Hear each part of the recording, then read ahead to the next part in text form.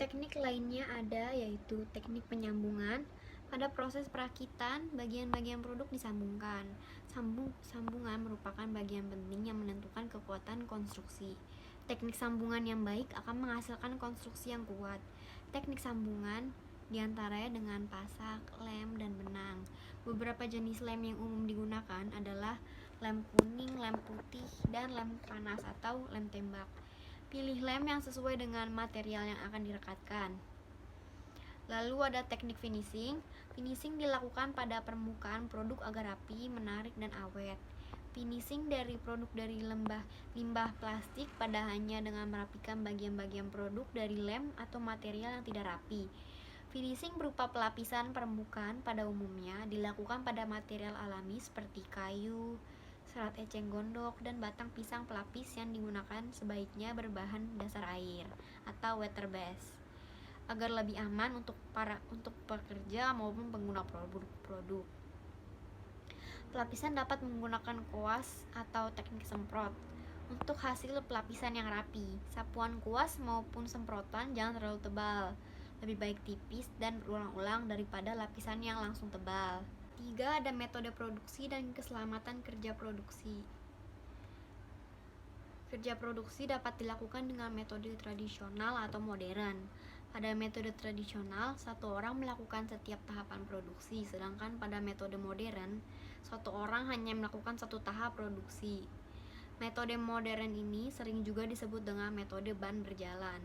Metode modern disebut metode ban berjalan karena metode ini serupa dengan kegiatan produksi di pabrik yang menggunakan mesin ban berjalan atau conveyor.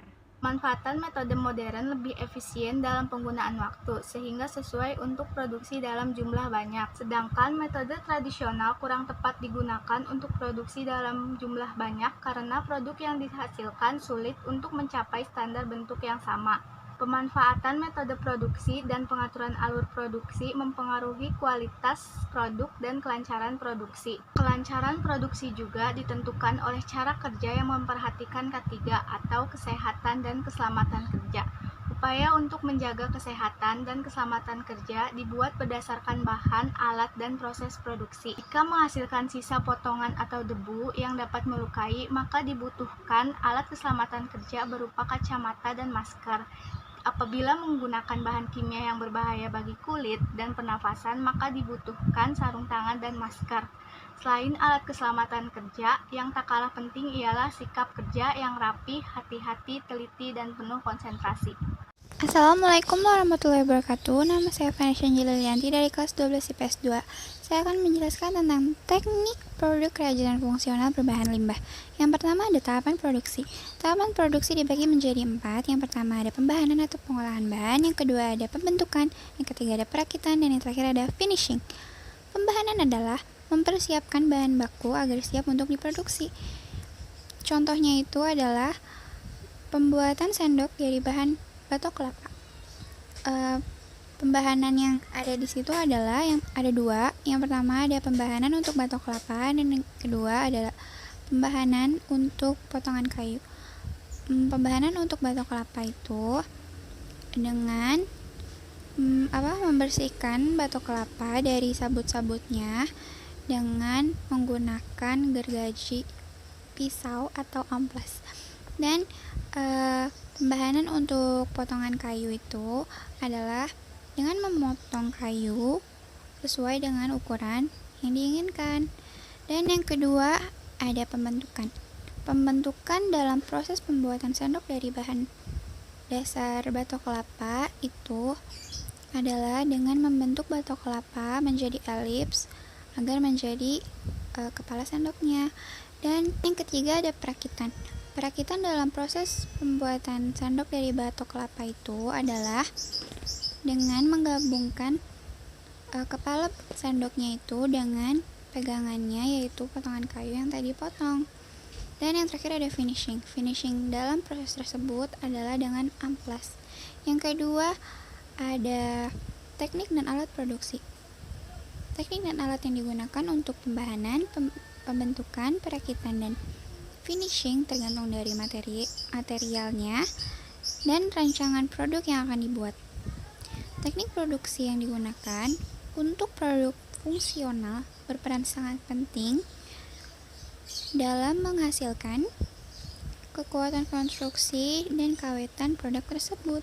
Sekian yang dapat saya jelaskan, kurang lebihnya mohon maaf. Wassalamualaikum warahmatullahi wabarakatuh. Ide produk fungsional dengan mengenali pengguna. Produk fungsional pada dasarnya dibuat untuk memudahkan suatu kegiatan. Kegiatan seseorang dapat berbeda tergantung dari jenis pekerjaan, usia, dan juga gender. Pemahaman terhadap kegiatan seseorang dapat memunculkan ide mengenai produk fungsional apa yang kira-kira akan dibutuhkan. Pencarian data melalui pengamatan dan juga wawancara dapat dilakukan kepada pengguna untuk mengetahui kebutuhan akan suatu produk fungsionalnya. Pengguna yang beragam memiliki kebutuhan yang beragam pula. Misalnya, seorang pengendara motor yang membutuhkan pelindung pakaian dan juga sepatu di saat hujan, atau seorang pedagang makanan yang membutuhkan alat pengusir lalat. Setiap kegiatan tersebut membutuhkan produk fungsional yang dapat dibuat dari bahan limbah yang diolah menjadi produk fungsional. Selanjutnya, perancangan proses produksi dan K3.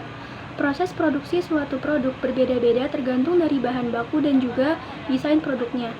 Tahapan dari proses produksi ini secara umum terdiri dari pembahanan, pembentukan, perakitan, dan juga finishing. Bahan baku yang dipilih dan desain akhir menentukan proses apa saja yang akan dilakukan pada tahap pembahanan, pembentukan, perakitan, dan juga finishing.